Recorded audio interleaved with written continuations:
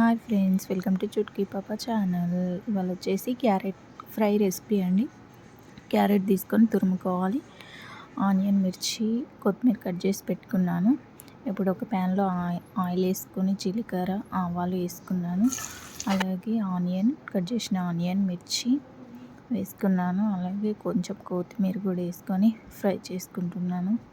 Fry అవ్వడానికి salt వేసాను.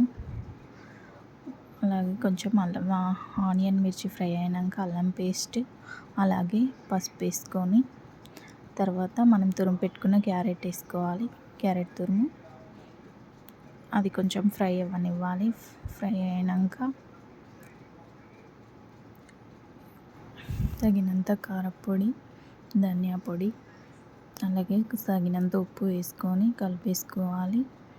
లాస్ట్లో కొత్తిమీర వేసుకొని మూత పెట్టేసుకోవాలి.